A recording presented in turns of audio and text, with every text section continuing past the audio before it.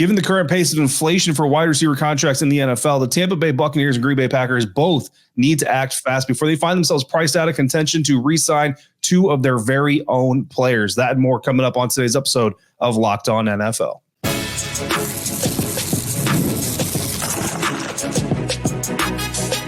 You are Locked On NFL, your daily NFL podcast. Part of the Locked On Podcast Network, your team every day.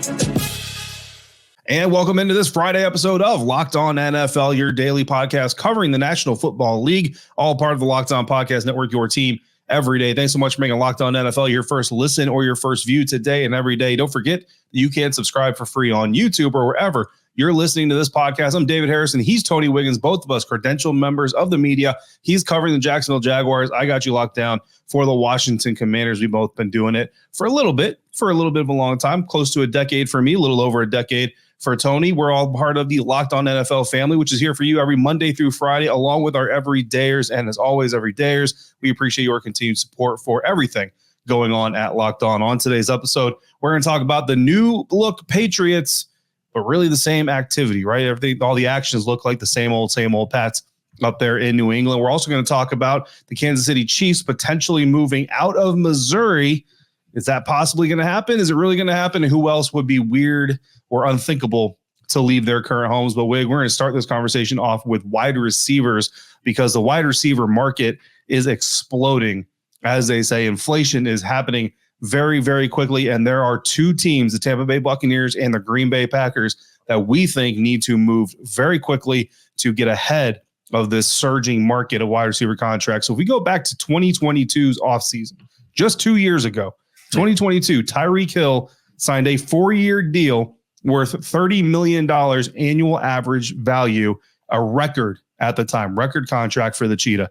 2 off seasons later, we're not even fully through this offseason technically, so a little less than 2 off seasons later, Wig, that is the 4th highest annual average value among NFL wide receivers. Now he's behind Justin Jefferson of the Minnesota Vikings, who's getting $35 million annual average value over 4 years. A.J. Brown of the Philadelphia Eagles getting $32 million annual average value over 3 years. Amon-Ra St. Brown of the Detroit Lions getting a little over $30 million annual average value over 4 years. Think about this. Amon-Ra St. Brown, for as good as he has been in his career, not Tyreek Hill. No. He is making more money 2 off seasons later than Tyreek Hill made when he set the market for wide receivers. And we are not done yet. In the next offseason or two, CeeDee Lamb of the Dallas Cowboys, Jamar Chase of the Cincinnati Bengals, and even DK Metcalf of the Seattle Seahawks are expected to get new deals that could even surpass Justin Jefferson's, or at least put themselves in that conversation. Like if Tyreek Hill doesn't get a new deal before these 3 guys do, Tyreek might be 7th, 8th highest in the NFL in annual average value just 3 or 4 years later after he signed a record-setting deal. That is how quickly this market is inflating. And we got to give a tip of the cap to the Houston Texans, who aren't getting enough love these days, right? They're getting all kinds of praise everywhere. But they just this offseason re-signed wide receiver Nico Collins to a 3-year deal worth $24.2 million. That's what you call getting ahead of the economics. Because if they let Nico Collins come out here, benefit from Stephon Diggs, benefit from another year with Bobby Sloak, their offensive coordinator, and another year of quarterback C.J. Stroud, Nico Collins could be looking at $28 million a year annual average value in 2025's offseason. So the Texans said, no. We're going to go ahead and pay you now. You're going to feel very loved, but we're going to love you a little bit less than we would have to love you a year from now. Nico and his people said, hey, we get in years, we're getting millions. We're happy, we'll sign that deal. So Wig, there are some other teams that need to follow the Texans blueprint, right? You got the Green Bay Packers. They need to follow this blueprint and lock down which receiver before this market inflates so much that they can't even afford to lock that guy down anymore. Christian Watson. And the reason I say that, even though he's going into his 3rd year, he's a 2nd-round pick, so they can do something with him. If he was a 1st-round pick, you'd have to actually wait, I believe, until the conclusion of his 3rd season, like the Jaguars had to do with Trevor Lawrence. So I'm thinking it's Christian Watson. I think, and even if they do have to wait, whatever the rules suggest, he's the guy, in my opinion, that's a difference maker. And I know there are Packer fans that are saying, receivers, their strength. They got Christian Watson, Romeo Doubs, and Jaden Reed. They're all young players. I think most of them are 2nd-year guys. And then you have Dontavian Wicks, who they have managed to do this for all of my life. They always find a Donald Driver or Greg Jennings and somebody else Freeman and Robert. You think about everybody. Robert Morgan, Jordy Nelson. None of those guys were first-round picks, right? So Green Bay may sit there and believe that they're like the Pittsburgh Steelers, which they are. Like, we don't sign wide receivers and free agents. We just draft and develop them, because those two teams, in my opinion, have done the best at that in the last 25, 30 years. But Christian Watson is a little bit different, especially if he remains healthy. And the last thing you want to do is take away Jordan Love, who is probably going to get an extension before training camp or before the start of the season. The last thing you want to do as a young quarterback is start taking away things from it. Mm-hmm. You have to pick and choose who you're going to pay and then who you're not. You just can't pay the best guy, because you have some other pretty good guys too. I think Watson, and maybe Peter Bukowski will agree with me, who covers the Packers on Locked On Packers. I just think he's the one that you cannot play around with and screw around with, because he has an upside. As long as those hamstrings hold up, he has an upside that is something that you just don't see often. And teams would be salivating trying to get him. Teams love big guys with catch radiuses who can run after the catch and who are good route runners who can take the top off the defense. And he does every single thing I just said, and he does it well. Yeah, no, I mean, I agree with you, man. And I know, a lot of people who aren't Packers fans or maybe don't pay close enough attention to the Packers to really kind of feel what Christian Watson's game is all about might look at him and say, he's not a dude that you need to re-sign right now. But you kind of look at it again, look at that Nico Collins example that we just talked about with the Houston Texans. You're talking about re-signing a young receiver who's got loads of potential. He has certainly flashed performance and flashed production of that potential. So yes, there's a risk reward to every single contract in the National Football League. The risk you're taking here is maybe you give a 3-year deal at this price point. I think Nico Collins' contract among wide receivers is like 14th or so in the National Football League. And then the reward you get, though, however, is if he turns into a number one, like a bona fide, true blue, top 10, number one wide receiver in the National Football League, when this contract is up, you're going to re-sign him. You're going to pay market-setting money if you want to keep him that second time. But guess what? You're going to be paying this guy as he's in his prime, and that is exactly when you want to sign a guy. So the Green Bay Packers signing a guy like Christian Watson, who's certainly shown the potential to be one of those types of playmakers in the NFL, would be an absolutely smart decision. I'm going to go with the guy who's a little bit older, and he plays in the city that Christian Watson is from. That's Tampa, Florida. Chris Godwin of the Tampa Bay Buccaneers. Look, all this guy has done is come in as a third-round draft pick out of Penn State in 2017 and become the Robin to Mike Evans's Batman. And unfortunately, Mike Evans' version of Batman in Tampa, Florida, does not get the press and the burn that it should. The dude is competing with Jerry Rice for an NFL record right now, and nobody is talking about it, right? Chris Godwin has become the sidekick there. Chris Godwin, 4,000-yard receivers in the 1,000-yard receiving seasons in the last 5 seasons. Oh, by the way, in one of those seasons, he tore his ACL. He was a comeback player of the year candidate in 2022. The year he came back from that torn ACL, which every receiver will tell you, your first year back from a torn ACL, you don't feel right. 2022, 1,000-yard receiving season, 3 touchdowns, not a great production year for his scoring, but that's why Chris Godwin maybe doesn't get a lot of the burn. But the Tampa Bay Buccaneers understand how valuable this guy is. Again, 3 straight 1,000-yard receiving seasons coming into the 4th out of his last 5. He's turning 29 years old this coming February, so he's kind of in that sweet spot of potentially being in his prime. Mike Evans is getting a little bit older, so you got to have an exit plan for him. And even if Chris Godwin never hits like the Justin Jefferson type of market, the thing is, if you wait until this next offseason and you watch Jamar Chase get a contract, CeeDee Lamb get a contract, DK Metcalf get a contract, maybe Christian Watson gets a contract, trying to pay Chris Godwin upper mid-level contract value is going to be essentially Tyreek Hill level almost. I might be inflating that a little bit too much, but you're going to be a lot closer to that 30 million mark than you would be if you try to re-sign Chris right now. You sign him right now, you might still be inching on there because you are talking about, again, a receiver who's giving you 3 straight 1,000-yard receiving seasons, but you lock him in as Mike Evans getting older. They got some young receivers to develop behind him. And when his contract expires, you're talking 31, 32 years old Chris Godwin. And look, I love Chris Godwin. The Bucs love Chris Godwin, but there's a very good chance, unless he is that Mike Evans by that time, they're probably going to let him walk at that point in time. But you lock him down now, you might save yourself $4 or $5 million a year annual average value before waiting for these other contracts to come through. Yeah, absolutely right. Some other names that come to mind real quick. I don't know if Garrett Wilson can get anything done because he was a first-round pick. You may have to wait. But if Aaron Rodgers plays okay this year, Garrett Wilson could be the dude going, hey, everybody, y'all forgot about me. You know what I mean? So I do think that we have to keep an eye on all of those guys. Yep, absolutely. This time next year, T. Higgins, Cincinnati Bengals receiver, probably going to be former Cincinnati Bengals receiver. He'll have a new deal somewhere. It's probably not going to reset the market, but certainly going to stretch the middle of that market as well. So some interesting decision for NFL teams to consider coming up as the salary cap inflates, but also some of these contracts start to inflate. Interesting decision coming up for the Kansas City Chiefs, who currently reside in Kansas City, Missouri, and the state of Kansas might be trying to get them to flip to Kansas City, Kansas. Would that sound right to you? Wouldn't sound right to us, but there's some other teams that wouldn't sound right if they moved either. That's coming up next on today's episode of Locked On NFL, part of the Locked On Podcast Network, your team every day. Passion, drive, and patience. The formula for winning championships is also what keeps your ride or die alive, and eBay Motors has everything you need to maintain your vehicle and level it up to peak performance. Superchargers, roof racks, exhaust kits, LED headlights, and more.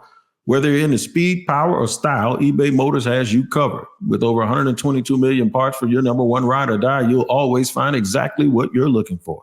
And with eBay Motors Guaranteed Fit, your part is guaranteed to fit your ride every time or your money back. Because with eBay Motors, you're burning rubber, not cash. With all the parts you need at the prices you want, it's easy to make your car the MVP and bring home huge wins. Keep your ride or die alive at ebaymotors.com. Eligible items only. Exclusions apply. eBay Guaranteed Fit only available to U.S. customers. Thanks again for making Locked On NFL your first listen, your first view today and every day. Everydayers, thanks for coming through. Make sure you come back Monday. Kevin Ostreicher of Locked On Ravens will be back on Locked On NFL to cover all the top sports stories or all the top football stories going on around the NFL. This week, top story of the week was Trevor Lawrence, the Jacksonville Jaguars, getting his new contract. Tony Wiggins, my partner here, knows a little bit about that. So if you want more information on that, make sure you check out Locked On Jags as well. In the meantime, between all of that, make sure you're also checking out Locked On Sports Today, because we got every base covered for you here on this network. It's a free 24/7 sports streaming channel program for you every single day to bring you the biggest stories, the can't miss analysis, opinions, and news, all 24/7 on YouTube or for free on the Amazon Fire TV channels app, part of the Locked On Podcast Network, your team every day. And Wig, one of those future big stories that could be coming up is the Kansas City Chiefs moving, pulling up stakes, shipping the operation somewhere else. And the interesting thing here is they don't necessarily have to change their name. Like they can move states, but they can still be the Kansas City Chiefs, because the state of Kansas is making a run, according to the Associated Press and ESPN. They're making a run at not only bringing the Kansas City Chiefs over in the NFL, but also bringing the Kansas City Royals over from Major League Baseball, which Patrick Mahomes, Kansas City Chiefs quarterback, is a minority owner of that. So it's interesting. So the legislation apparently is getting approved at all the levels. Don't know all the details about it, but the legislation is getting approved. And essentially the state of Kansas has made it known they plan on pulling the Chiefs and the Royals out of Missouri. What do you think about that? It's weird. I had to actually ask you, and while I'm sitting here talking about it right now, I'm looking it up. I think this is very, very close to being like the Golden State Warriors leaving Oakland and going across the bridge, going to San Francisco. It's very much like the Dallas Cowboys kind of not playing in Dallas and probably being a little bit closer to Fort Worth. Because when you change states, it just looks really crazy, right? So I just looked up the difference in going from Kansas City, Missouri to Kansas City, Kansas. It's 8 miles. So it's not like it sounds a whole lot worse than it really is, right? So that's why I wanted to really have a lot of fun with this. There's still going to be Kansas City. This affects the local people more than anything. Shout out to the crew at Locked On Chiefs, and they can probably give you all of the nuts and bolts of what it actually would mean. But these dudes wouldn't even have to move out of the house, basically. Mm-hmm. You know what I mean? So I thought we'd have a little fun with it and say, what teams around the league can you just not imagine? And trust me, I cover the Jaguars. People have talked about the Jaguars moving forever. I don't think an NFL team that is currently in the States is ever going to move overseas. Mm-hmm. So I said, if the Jaguars are going to move, somebody please tell me this metropolis that's sitting there waiting that can build a $2 billion stadium and all of the things that you need as far as a training facility. That's just sitting there waiting, and the taxpayers want to bring in an NFL team. And you can't say Oakland, you can't say San Diego, and you cannot say St. Louis. I don't know anywhere else other than maybe San Antonio, and I think Jerry would block that could have another team in the state of Texas. So there's really like nowhere else to go. But I think the first team that comes to mind for me would be the Green Bay Packers. There is no way in hell all 31 other teams would move before the Green Bay Packers ever left Green Bay. I think Lambeau, that whole title town, the fact that everything stops when they play their games, it's the only thing that's going on. I think that is the last place. If we had to go from 1 to 32, Green Bay would be number 32 as a team that ain't going anywhere. Yeah, no, I agree with that. And you know what? I'll tell you right now, I don't want to wish it into existence, but if the Packers ever did, for some reason, leave Green Bay, I don't even care if they stay in Wisconsin, but they leave Green Bay. They got to change the whole thing. You got to tear it down. You can't be the Packers. You got to retire the Packers, leave the Packers behind. I don't even care. Whatever your new team name is, you don't even get to keep the Packers history. The Packers just cease to exist, and you're a new team. We don't got to call you an expansion team, but you don't get to do like what the Titans are doing, where they're like, oh, we got the Houston Oilers history. We got the Houston Oilers uniforms. That looks crazy to me anyway. I hate seeing the Tennessee Raiders. The Raiders have been everywhere. Yeah, the Raiders played in London. The Raiders have been the London Raiders all the way around the West Coast looking for a home, man. But I agree with you. I think if I think like big cities that could support an NFL team, I agree. I think San Antonio is really the one that came up in mind. And I mean, unless you are in Texas, nobody wants three NFL teams in Texas. I think Oklahoma City maybe would want to throw their name in the hat. I don't know how much of a sports town that really is. The Thunder seem to be doing pretty well there. So maybe they would want to, but obviously I don't think Oklahoma City Jaguars makes any sense. So you're talking about a whole rebrand there as well. Wig, if the Packers are 32, which I agree with you, I think 31 is the Dallas Cowboys. You can't have the Cowboys anywhere else. You can't have the San Antonio Cowboys. You can't have the Oklahoma City Cowboys. Even though you're in the same region, you can't have the Santa Fe Cowboys. Even though you would be in the same region, all that stuff, it just don't work. It just does not make any sense. The Dallas Cowboys are the Dallas Cowboys, and I don't care if they're playing in Arlington, Fort Worth. I don't care if they're playing in Austin. They're going to be the Dallas Cowboys. Just like the Washington Commanders, they're DC's team. They play in Maryland. Their headquarters is in Virginia. You know what I mean? Their new stadium that they're going to build eventually. There's three options. There's three options in Virginia. There's another option in Maryland, and then there's the idea to return back to RFK in DC, which would be really cool for history's sake. But we get a lot of flexibility for a lot of people. But look, the Dallas Cowboys, you can't move too far away from Dallas. You might play in Arlington and still be called Cowboys, if that works. But they couldn't play anywhere else. I got an interesting proposition for you here, Wig. Mm-hmm. So the New York Jets, the New York Giants. First of all, neither of them plays in New York. That's, as someone who lived in the state of New York for 4 years, maybe I'm a little bit sensitive about that. Buffalo is the only team that's actually in the state of New York. But let's say that for whatever reason, one of them's got to leave. Jets or Giants, one of you's got to leave. It's like an old wrestling grudge. One of you's getting fired.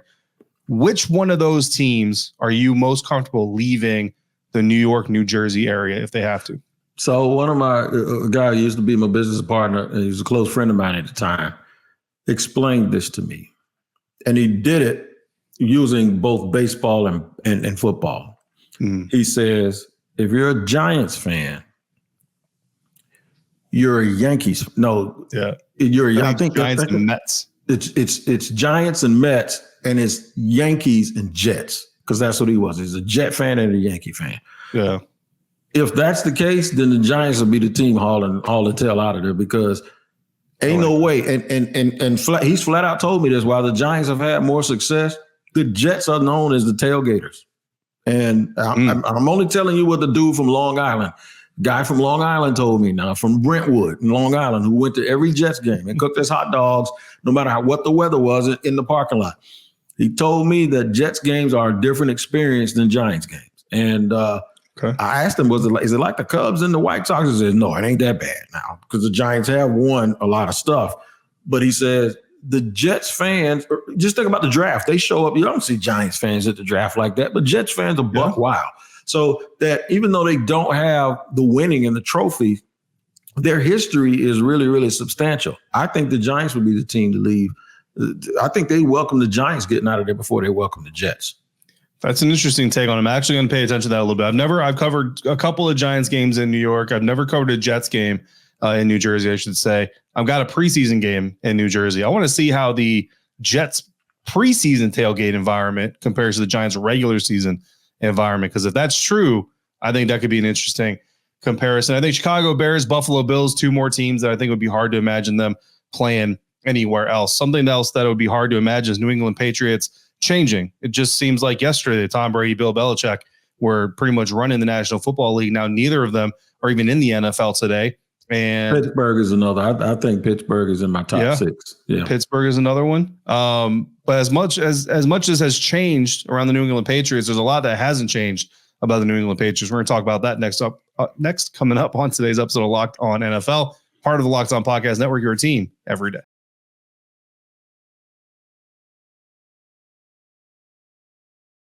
Wrapping up today's episode of Locked On NFL, and we're talking about the New England Patriots, who have had a lot of newness about them. Wig, Bill Belichick's out, Tom Brady's out, Super Bowls are out, playoff success is out, AFC East championships are out.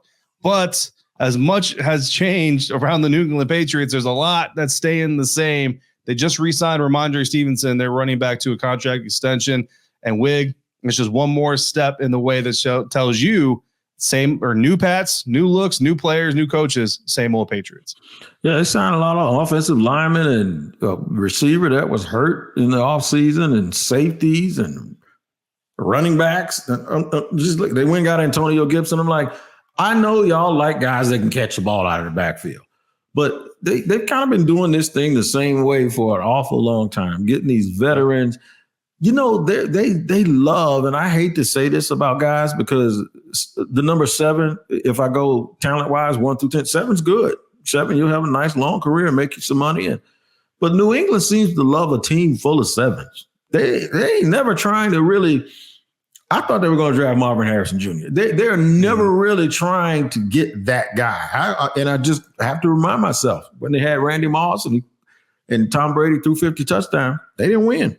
They always win with these little overachievers and these I'm just wondering what's changed, because I thought with Belichick, the thing is people got tired of stuff like that. And lo and behold, here they are doing it, stuff like that all over again without Belichick. So maybe they are in love with this Patriot way too much. The only thing I can think about like this is with North Carolina, when Dean Smith left, it seems like they went out of their way to constantly get somebody who was connected to Dean Smith. You know what I'm saying? Don't worry about Danny Hurley and all of these guys out here coaching and Jay Wright and all. You got to get somebody that's connected to the pedigree, you know? And I think sometimes when you've had success, you get a little bit, you start smelling yourself a little bit too much. And maybe this new fresh start for New England, ain't nothing fresh about it. They're just going to keep doing the same thing they've been doing. You know what, man? I think you make a really valid point, and it reminds me of a situation where one of the most successful coaches in football history failed in the National Football League, and that's Nick Saban. And a lot of people, I've heard a lot of people, they'll make fun of Nick Saban. People say, oh, he's the greatest college football coach ever, most accomplished. They'll say, yeah, but he couldn't do it at the NFL level. But here's the thing, and I don't want to get on my Kyle Krabs here, so Locked On Dolphins, Kyle Krabs can tell you the entire story. But my understanding, right, and that's what I'm going to put it that way, my understanding of Nick Saban, Miami Dolphins, and there are a lot of wrinkles to it, right? But really, I think what one of the major problems is even though Nick Saban didn't directly replace Don Shula, that was still a Shula team. Absolutely. Like the Miami Dolphins wanted to do it the Shula way. They were looking for their next Don Shula. They weren't looking for their next whoever. They weren't looking for a new culture, a new approach. They just wanted what worked before, done by a new coach. And Nick Saban is not Don Shula, right? So Nick Saban is trying to do his thing. He's meeting resistance. Nobody wants to buy into it. Everybody wants him to just do it the other guy's way. And I think that's a big reason why he didn't work out in Miami. He goes to Alabama. He installs his way, his culture, all those things. And it's hard, right? You look at the Washington Commanders, and what are they getting praised for this offseason? I'm praising them on Locked On Commanders all the time. What are they getting praised for? New culture, new identity, new ethos, it's not just about the way they do it. It's the spirit they do it with, and it's how the players are buying into and taking care of themselves and each other. Everything is changing. Over 56% of the roster is different. Most of the coaching staff is new. Everybody's embracing it. Yeah, out with the old, in with the new. Because they sucked. Because they won 4 games. The only time they made the playoffs under the last regime was a losing season because Dak Prescott got hurt and the Dallas Cowboys fell apart. Yeah. But the New England Patriots ain't that. Mm-mm. And the New England Patriots are trying to, like you said, cling to that success. And I think it's always hard to change a culture, but it is the hardest to change a winning culture because they are so in love with that winning culture that they just want you to replicate it. Until the New England Patriots realize that that's gone. Mm-hmm. Tom Brady's gone. Bill Belichick's gone. You can't do it that way. You got to do it a different way. You got to do it your way. Whoever you are in charge, you got to do it your way, not somebody else's way. Till they realize that, man, I think they're going to be stuck in NFL purgatory. The Buffalo Bills are going to be happy because they'll get playoff berths out of it while they try to figure their crap out. The Miami Dolphins are happy with it because they ain't got to worry about nobody but the Bills.